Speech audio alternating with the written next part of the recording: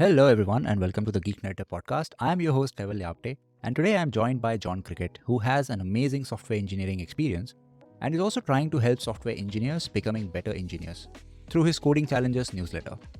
And also, he's constantly sharing amazing insights into the world of software engineering, programming languages, and white papers on LinkedIn. So, today we are going to talk to John about his experience and take his thoughts on how software engineers should approach self development. And we are also going to talk about the interview process and how building real world applications can actually help software engineers also crack the interviews and becoming better at their work. So, welcome, John. Thanks a lot for joining us today. And for our viewers, let's start with a little bit of introduction. So, thank you for having me. I've been a software engineer for 27 years. During that time, I've worked on a variety of systems from embedded software through signaling systems for railways, embedded systems for digital TV and digital CCTV. And much more recently, a lot of systems for data engineering. I worked in quite a number of programming languages.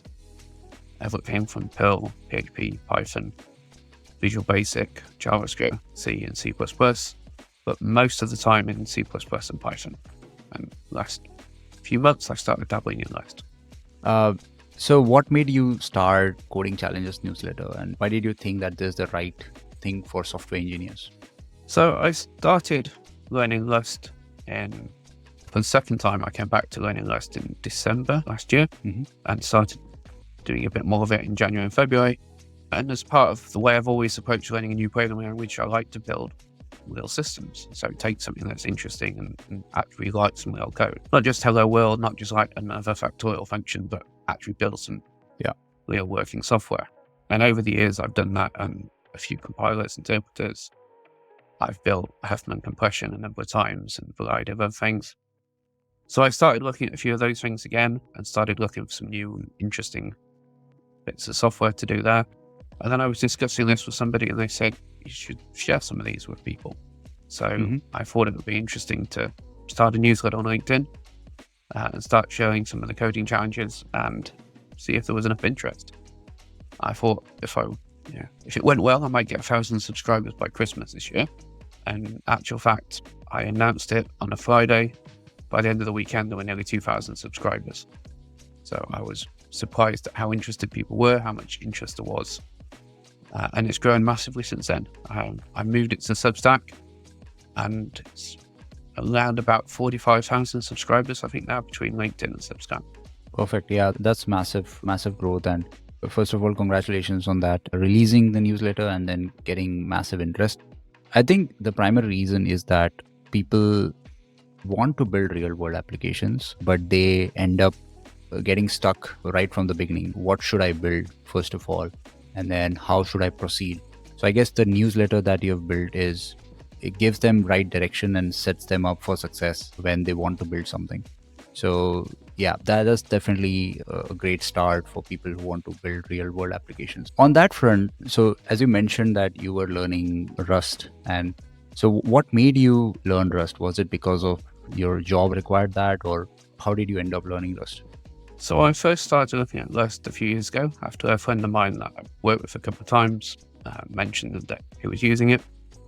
It sounded quite interesting. I come from a C++ background, so it sounded like a good alternative. And it sounded like an interesting and useful technology to learn. I've been contracting for the last few years through the pandemic, so it seemed like it would be an interesting skill to add and look at options for the future. And I like learning new programming languages. Every different one gives you a different perspective and a different view on things. So it seemed like a fun thing to do. Yeah, is there any definitely better reason?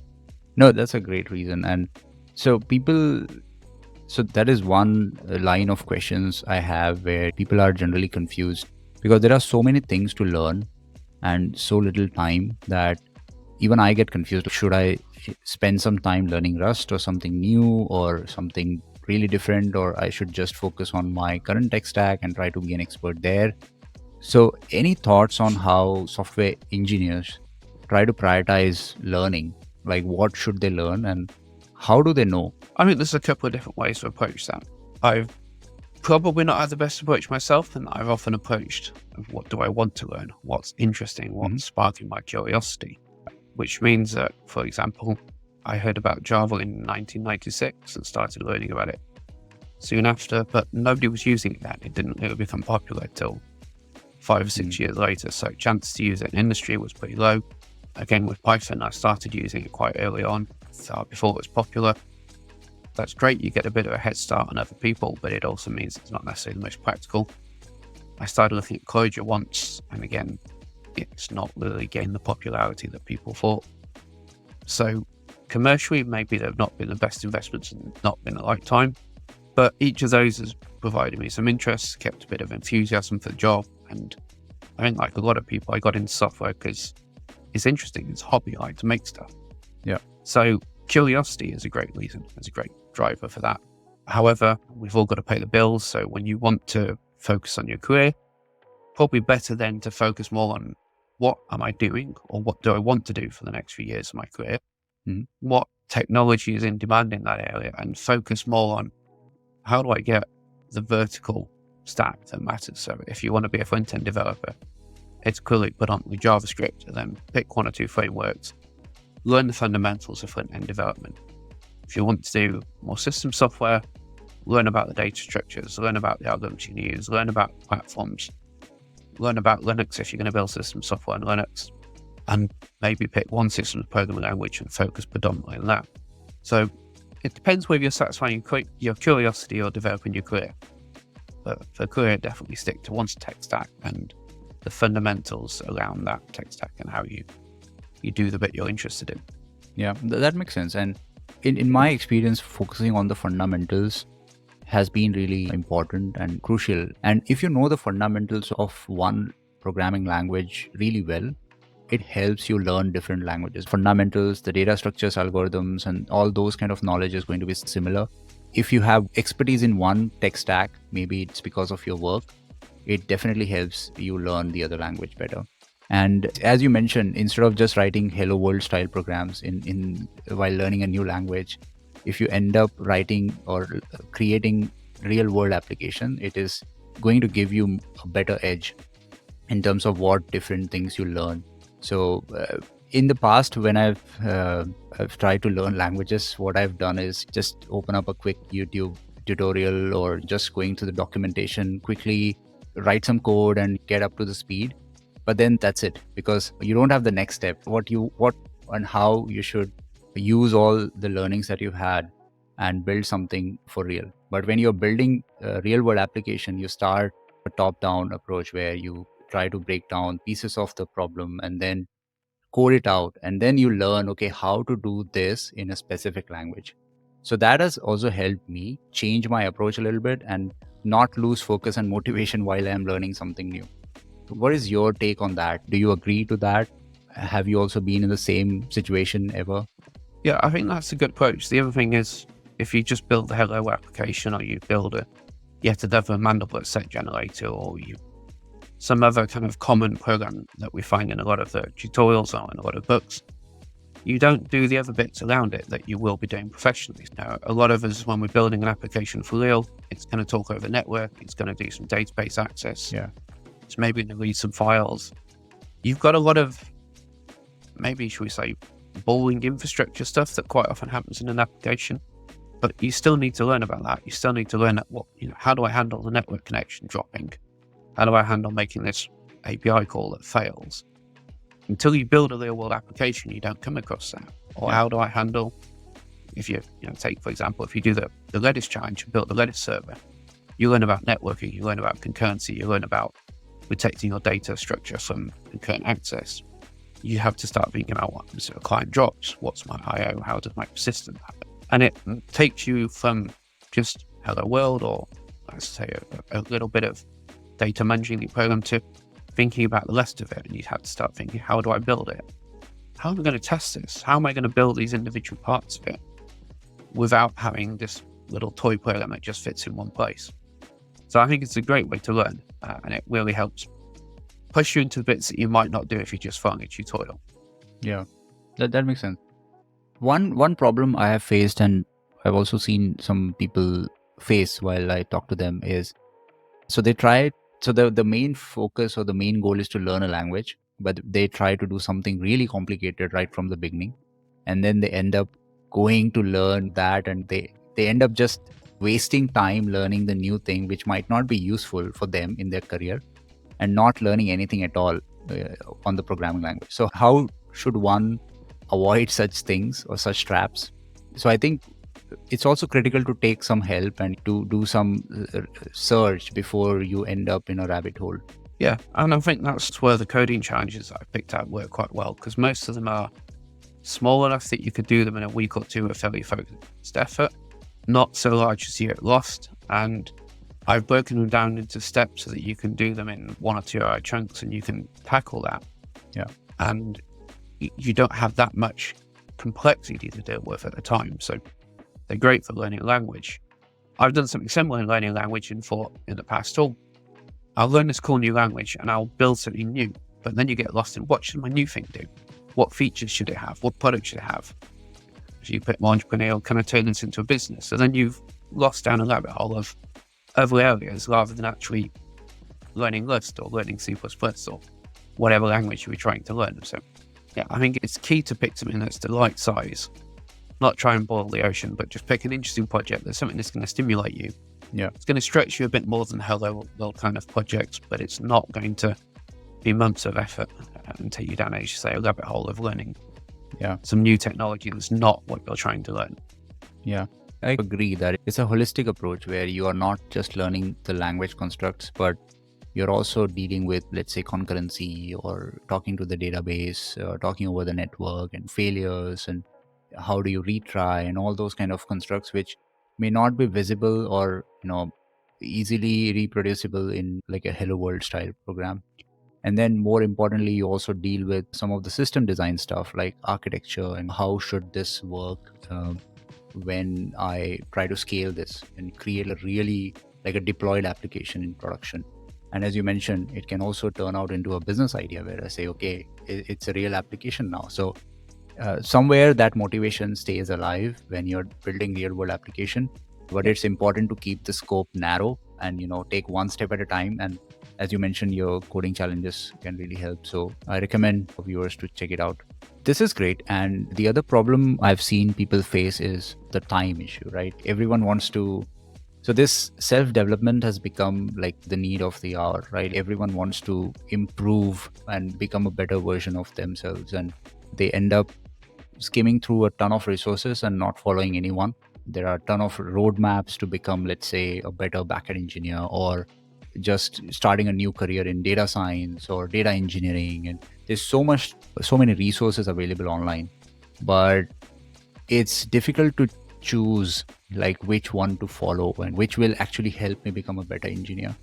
So what is your take on that? Like, how should one navigate through all these resources and pick the one that will really help them improve in their work? I think there's a need to follow your passions there. You've got to keep it around areas that interest you. So yeah, if you're interested in system programming, then you've got to focus on not maybe get distracted by front end side. If you're interested in the front end, again, maybe focus on that and don't get distracted by things like Rust and more systems programming stuff. And then the other side of it is just picking projects that maybe have some parallels to what you're doing. There was a great example on the Redis coding challenge live I did. Somebody, I think, who normally works in JavaScript came along and decided to do Redis in Clojure.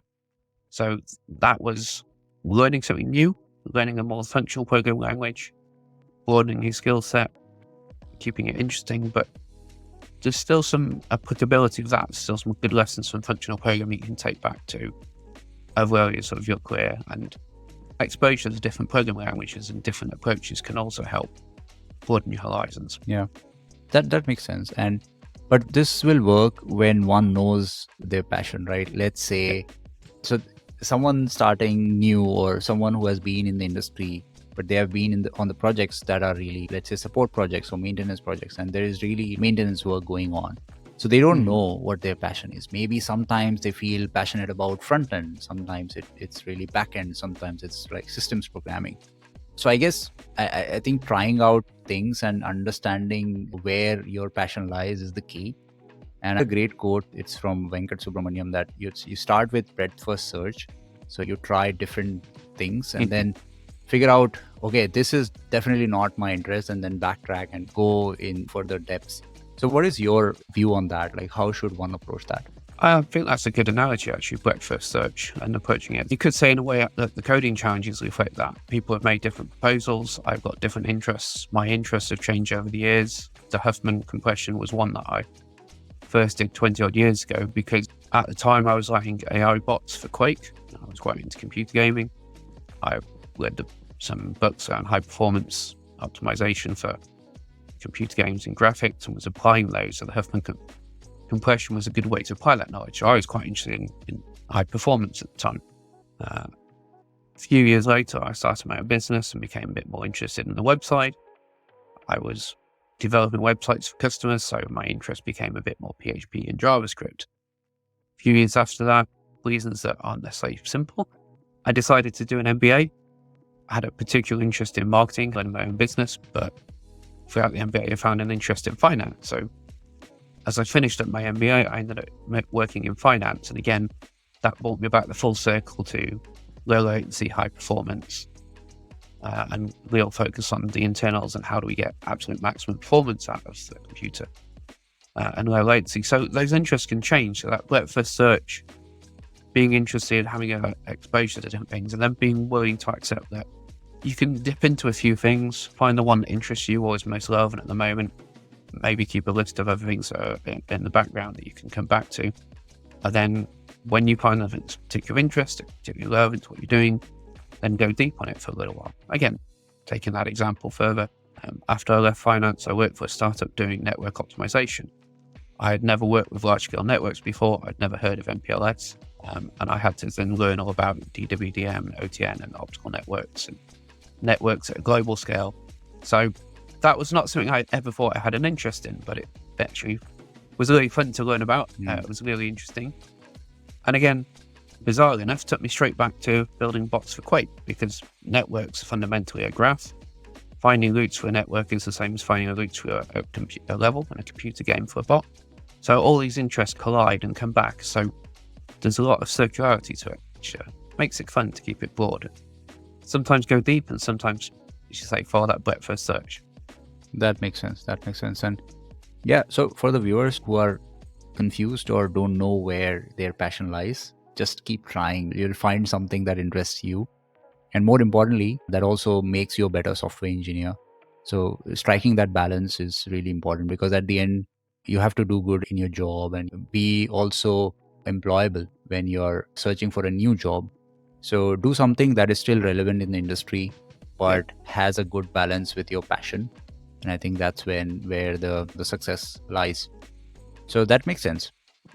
Coming to or taking slightly different route and focusing on the interviewing patterns that companies follow, and it's been a trend, especially coming from like Fang and Mang style companies, and also some startups. They follow this LeetCode style programming problems, and there is also like easy, medium, and hard problems, and it depends on how many people have solved it and how many people found it hard and medium. And there's a lot of knowledge, something like dynamic programming and graph-based algorithms and tree-based algorithms and string search and string pattern searching and whatnot. So there's a ton of things to learn.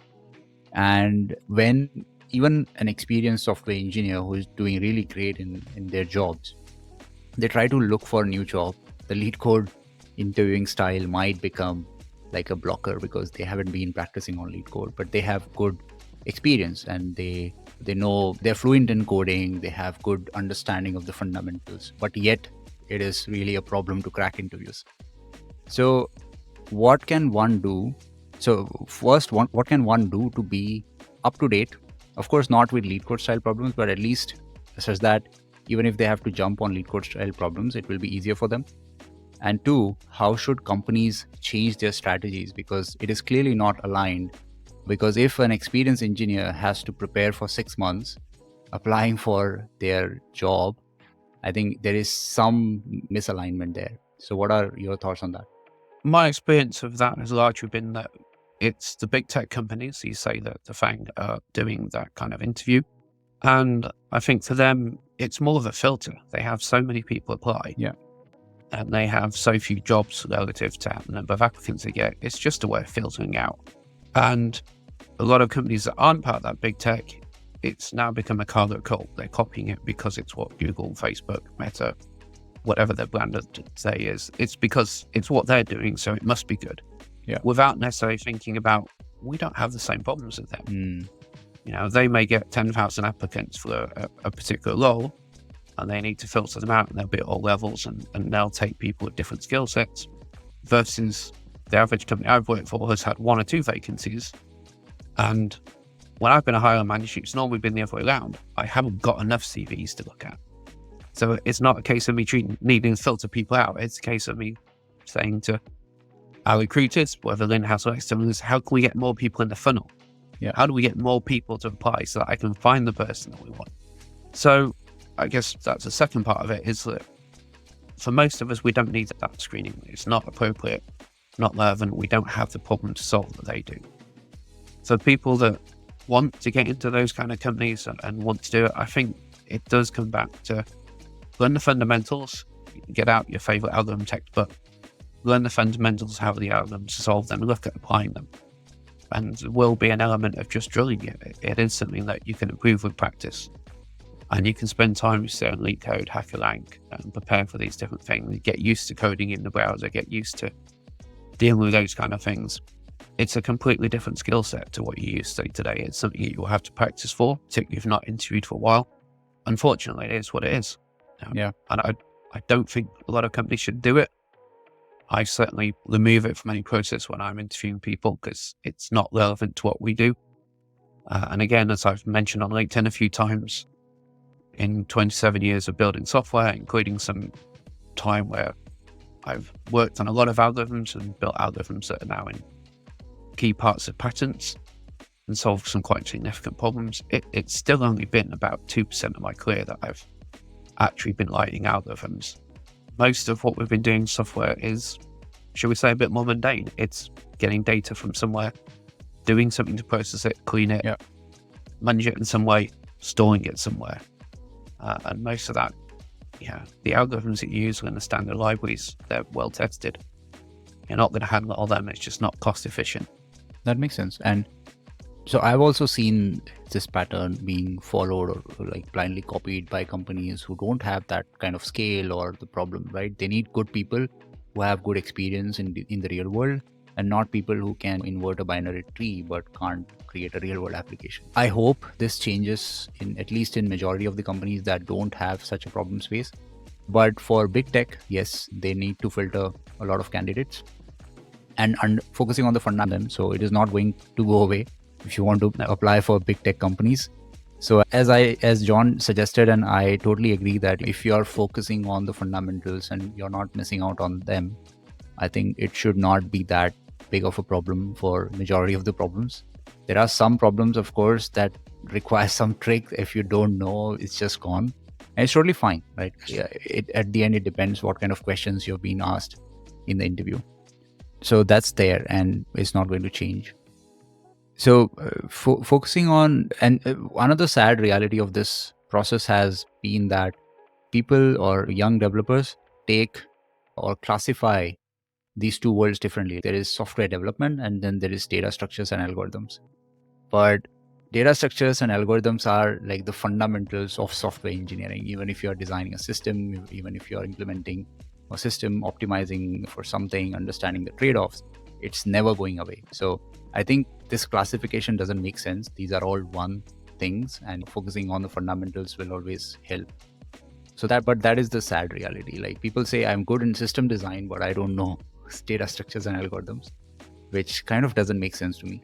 I think that the data structure and algorithms, people become too focused on the low level things of how do you invert the binary tree, how do you reverse a linked list, without looking at that. Actually, we don't tend to just have a linked list in our program that we need to do something with. We have multiple linked lists. We have a lot of data we need to put in.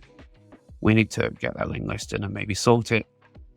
We need to maybe bring in data from multiple sources, do some pattern matching and collect them together. So it seems that we've become split between either people thinking the system design of how do I use Kubernetes and all this technology up here, or how do I invert my linked list, and not actually. The fundamental problem is we've got to get gigabytes of data in, filter it, sort it, search it, do something with it, then write it out. And so both elements are needed, but both have seemed to become, how do we invent Twitter at Pitt, or how do we focus on this little link list? And most of the interesting bit is in the middle here, where we actually connect the two together. And most of us aren't building Google or Twitter or Facebook. Yeah. We're maybe dealing with something where there's a couple of hundred servers or a couple of tens of servers. And we're maybe dealing with some gigabytes of data a day, and maybe a few thousand to a few 100,000 connections. So it's that bit in the middle you still need to have. You need the skills to be able to do the job, which is that makes in sense. that messy middle ground. That finding that middle ground is really important, and don't be on the extreme side of both, where you don't know you are just at the high level or you're just at the low level. It's not going to work. You have to be in the middle. Yes, that makes sense. And I think since we have talked about the coding, the LeetCode style coding problems, there are also the system design problems that are being asked in interviews. And I also think there is also some misalignment there, where companies end up asking, let's say, how will you build a URL shortener, when this problem could have been more relevant to what they're actually building. So what are your thoughts on that, those sort of problems? So let's say if it's an e-commerce company and the position they're interviewing for is, let's say, for the order management system, for example. So does asking how would you build a distributed queue or a distributed task scheduler or would it be useful if it's more relevant to order management system? What are your thoughts on that? Yeah, I prefer companies that when I've been interviewing or when I've interviewed, I prefer to keep those kind of questions relevant to what we do. And the companies that I've seen that do it best, they are asking questions that are relevant to what they do. So long as that doesn't require too much domain knowledge. Again, we had a nice question at the networking company I mentioned, where we asked people a system design question about moving data between data centers, because it wasn't about the network, really. It was in some ways an L11 question, and some of the best answers we had where people came back and said, don't write software. I'll do a couple of bash scripts and some FTP, or I can use BitTorrents. Maybe there's always the creative solutions, and I'm thinking that actually this is just, we've got a big problem. It sounds intractable because it's so large, but if we break it down into small steps, we can solve that.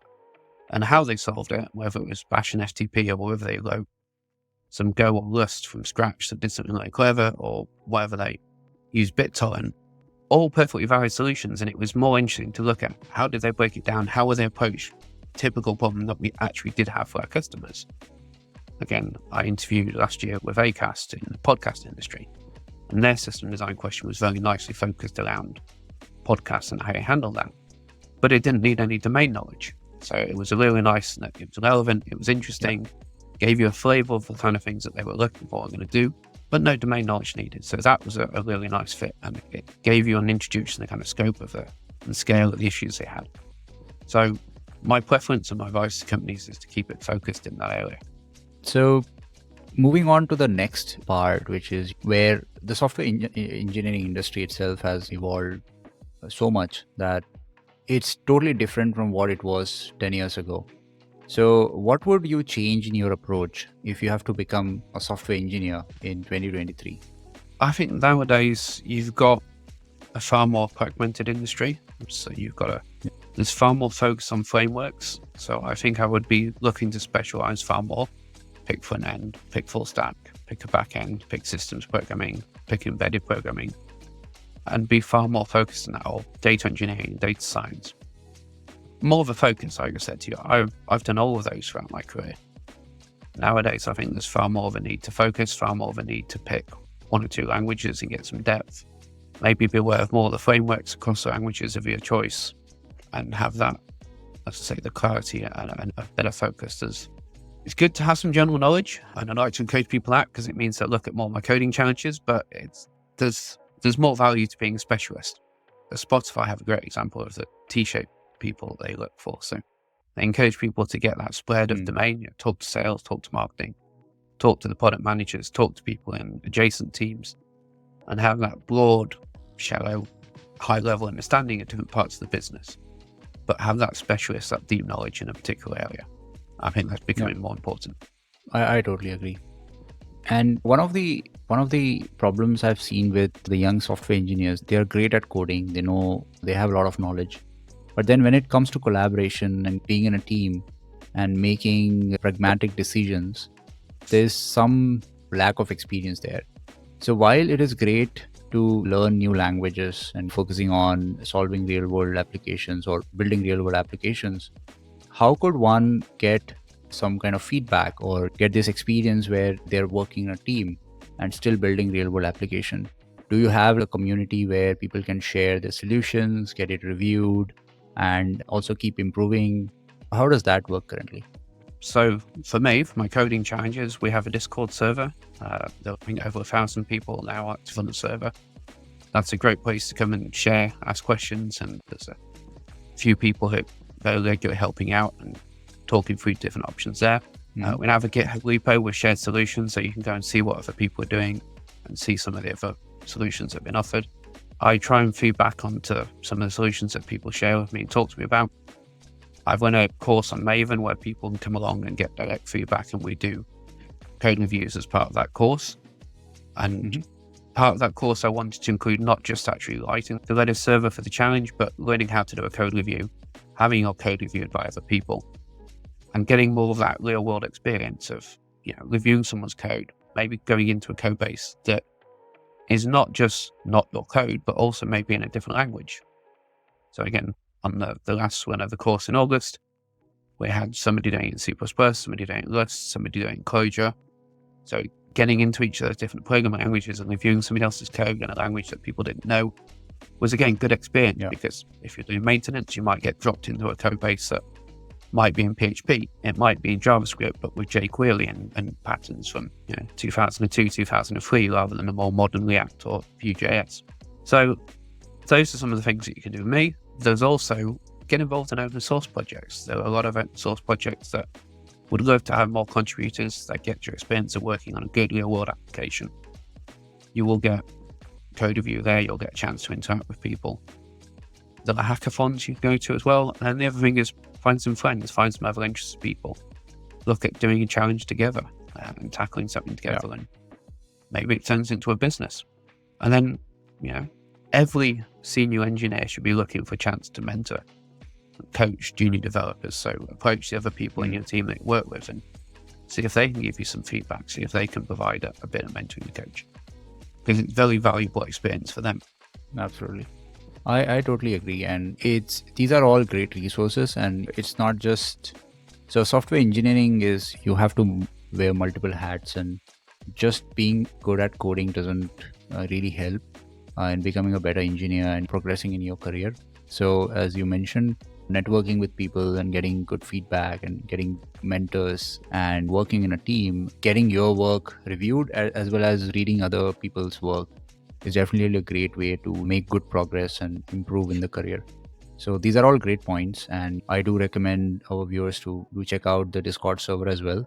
I'll put the link in the video description for easy reference.